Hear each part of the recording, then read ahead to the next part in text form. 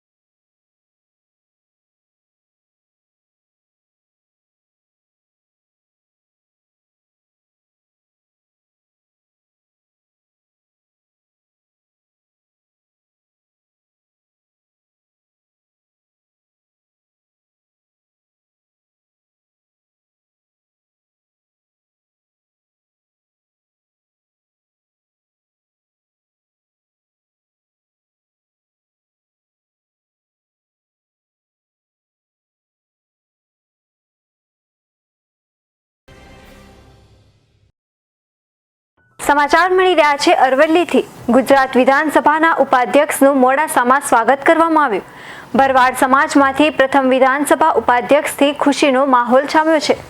મોડાસા ખાતે જેઠાભાઈ ભરવાડની વિશાળ રેલી કાઢવામાં આવી।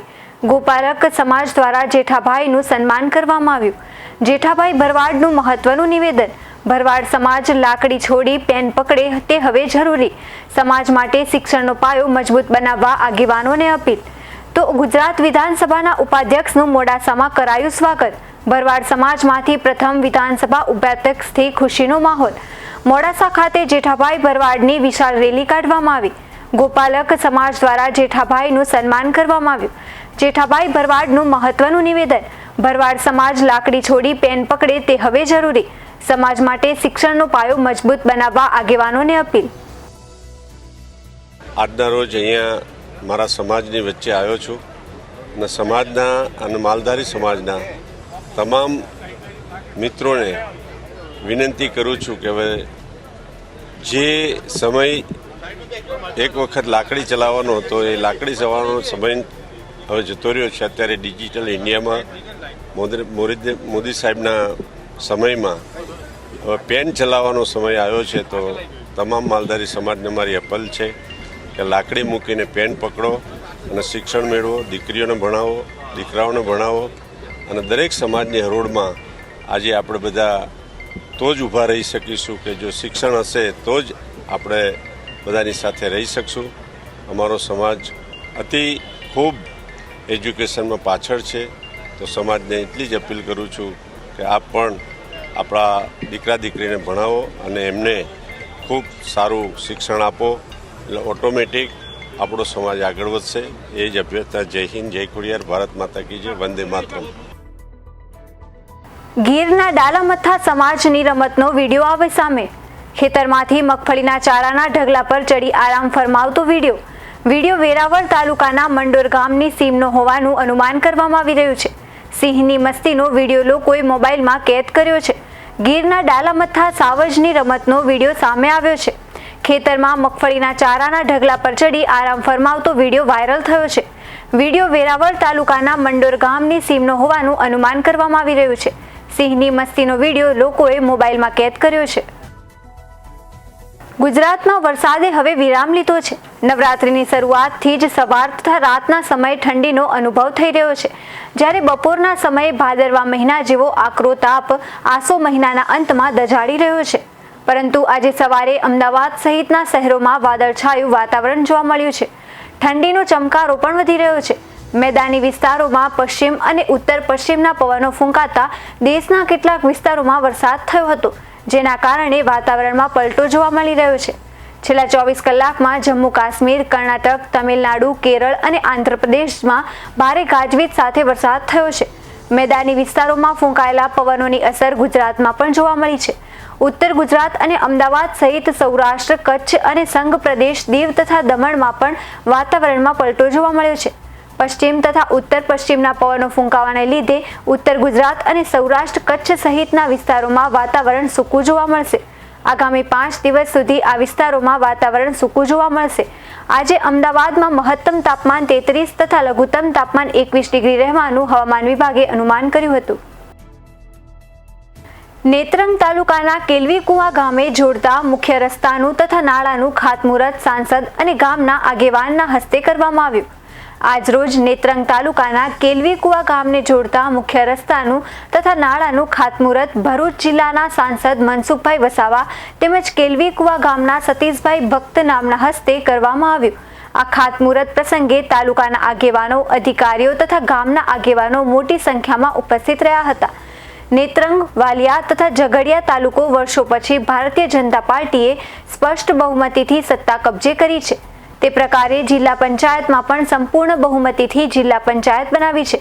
જ્યારે તાલુકા પંચાયત, જિલ્લા પંચાયત તથા રાજ્ય સરકાર અને કેન્દ્ર સરકાર ભાજપની હોય તો સૌ સરકારની વિવિધ પ્રજાલક્ષી યોજનાઓ ગામ સુધી તથા ઘર ઘર સુધી પહોંચાડવાના પ્રયાસ કરાય છે. સાચા અર્થમાં મળેલી જે સત્તાના આધારે સત્તા થકી પ્રજાની તથા રાષ્ટ્રની સેવા કરવાના સંકલ્પ સાથે કાર્ય કરવું જોઈએ. જેમ યશસ્વી વડાપ્રધાન નરેન્દ્ર મોદી તથા અન્ય મહાનુભાવો કોઈ પણ જાતના સ્વાર્થ વગર માત્ર રાષ્ટ્રની સેવાને પોતાનો ધર્મ માને છે. એ માર્ગે આપણે પણ આપણી જવાબદારી નિભાવી અને નેત્રંગ તાલુકાને મોડલ તાલુકો બનાવવા સંકલ્પ સાથે સૌ સરપંચ મિત્રો, તાલુકા તથા જિલ્લાના સદસ્યો, કર્મચારીઓ તથા અધિકારીઓ વર્ગ કાર્ય કરે તે માટે સૌને અપીલ સાંસદ મનસુખભાઈ વસાવા દ્વારા કરવામાં આવી. ત્યારબાદ નેત્રંગ મુકામે તાલુકા પંચાયતના ઉપપ્રમુખ વંદનભાઈ વસાવા તથા તેમના ધર્મપત્નીની સાંસદે શુભેચ્છા મુલાકાત લીધી અને આ બીમારીમાંથી ઝડપથી સ્વસ્થ થઈ જાય તે માટે શુભકામનાઓ પાઠવી અને હોસ્પિટલથી સીધા તાલુકા પંચાયતમાં હાજરી આપી અને નેત્રંગ તાલુકામાં સજનવાવ ગામના આદિવાસી ખેડૂતના બળદ પર વીજળી પડવાથી મૃત્યુ થયું હતું તેને ₹25,000નો ચેક સાંસદ મનસુખભાઈ વસાવાએ અર્પણ કર્યો. છોટાઉદેપુર દરબાર હોલ ખાતે 7મા તબક્કાનો શહેરી વિસ્તારનો સેવા સેતુ કાર્યક્રમ યોજાયો. રાજ્યના વહીવટમાં પારદર્શકતા વધે તેમજ પ્રજાની વ્યક્તિલક્ષી રજૂઆતોના ઉકેલની ઝડપ વધે તે માટે નગરપાલિકા કક્ષાનો શહેરી વિસ્તારના 7મા તબક્કાનો સેવા સેતુ કાર્યક્રમ આજરોજ તારીખ 23 ઓક્ટોબરને શનિવારે સવારે 9 થી સાંજના 5 કલાક સુધી ગુજરાત રાજ્ય આદિજાતિ વિભાગના ડિરેક્ટર અને છોટાઉદેપુર જિલ્લા ભાજપના પૂર્વ પ્રમુખ જસુભાઈ રાઠવાના અધ્યક્ષસ્થાને યોજાયો.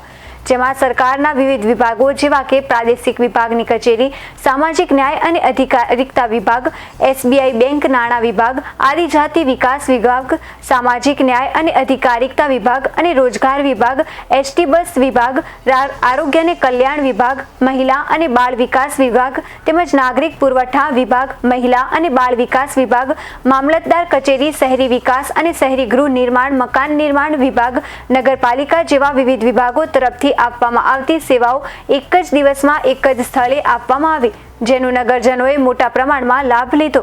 આ પ્રસંગે છોટાઉદેપુર નગરપાલિકા પ્રમુખ, ઉપપ્રમુખ નરગીસબેન મકરાણી, છોટાઉદેપુર સેવા સદનના નોડેલ અધિકારી KJ જાડેજા, છોટાઉદેપુર શહેર ભાજપ પ્રમુખ ભૂપેન્દ્રભાઈ ધોબી, શહેર ભાજપ યુવા મોરચાના પ્રમુખ સચિનભાઈ તડવી, નગરપાલિકા ચીફ ઓફિસર છત્રસિંહ રાઠવા વગેરે મહાનુભાવો આ પ્રસંગે ઉપસ્થિત રહ્યા હતા. છોટાઉદેપુર તાલુકા યુવા મોરચા ભાજપ દ્વારા જિલ્લા ભાજપ કાર્યાલય ખાતે રક્તદાન શિબિર યોજવામાં આવી. દેશ અને દુનિયાને હચમચાવી દેનાર કોરોનાની પ્રથમ અને બીજી લહેરે લોકોને હેરાન કરી દીધા હતા, જે સમયે લોહીની ખૂબ જ અછત સર્જાઈ હતી.